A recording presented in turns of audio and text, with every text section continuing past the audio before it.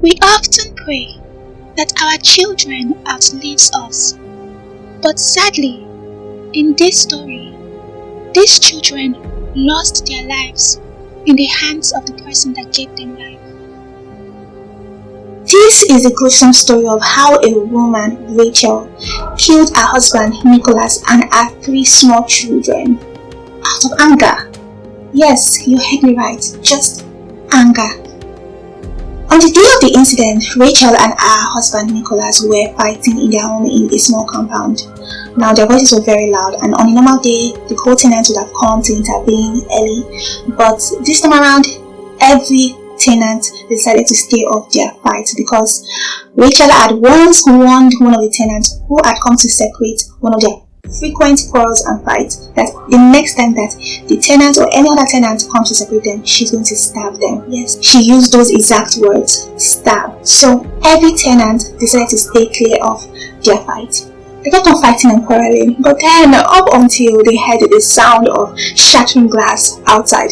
So out of curiosity, a number of the tenants rushed outside the house to find out what is going on, only to realize that Rachel had used pistol, the pistol you use to pound yam in mortar, to break the glass, the front glass, the back glass, the side glass of her husband's car. She then proceeded to vandalize every other part of the vehicle before rushing back into her house to lock the door to continue fighting with her husband.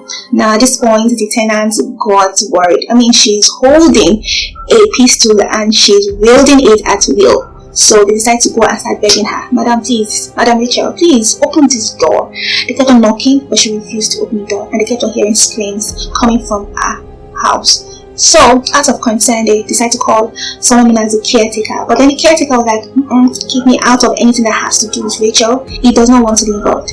So out of concern, the tenant went back to beg Rachel. But then at this point, it seemed like their screams had kind of changed to some sounds that seemed like someone was in danger. Yes, both sounds from the children and then sounds from the husband. It seemed like sounds of pain. So they decided to call the police.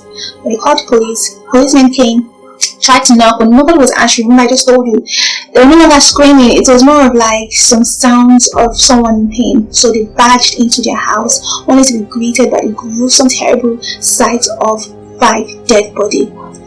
I saw the pictures of these 5 dead people, especially the 3 small children, and it was terrible. The 3 small children were lying down on the bed. The 3 small children were lying down on the floor of the room, while the woman was lying down beside them on the floor. Nicholas was lying down with his back to the bed and his feet touching the ground. They were all dead.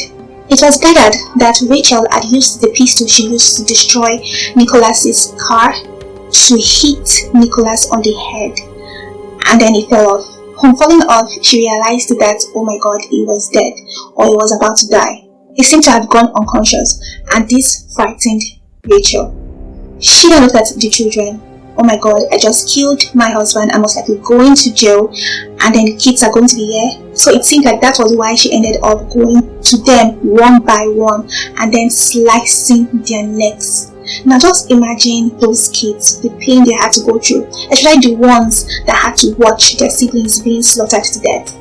It's very frightening. She ended up slicing their necks, and then she went back to the husband to slice his neck just to ensure that it was really dead, and then she ended up stabbing her own self to death.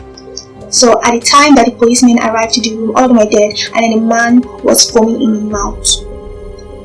Now it was gathered from the tenants in the compound that Rachel had this anger problem. She had actually stabbed one of the tenants during one quarrel like that, and at the time of this event of Rachel murdering her family and then committing suicide, the case of her stabbing a tenant was still in the court. She had also threatened her co-workers that if anybody looks for her trouble, if anybody confronts her, she's going to stab them.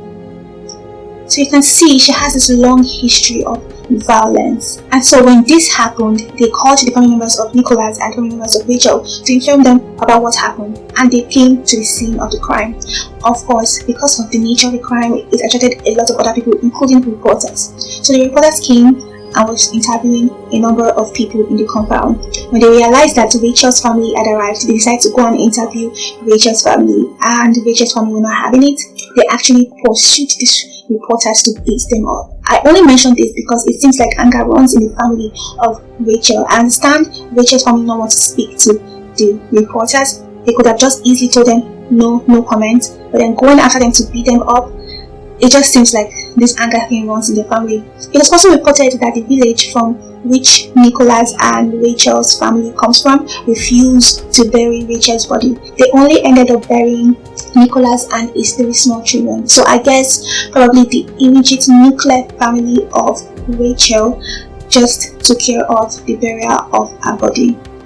This is a very sad story, and this comes as, should I say, an early warning to anybody that has anger issues. Do not sit down there and think that, oh, I have anger issues, but I will never do what Rachel did. When you're angry, sometimes you can do things that would surprise even you, things that will shock you. So please, if you have anger issues, go ahead and seek help before it's too late.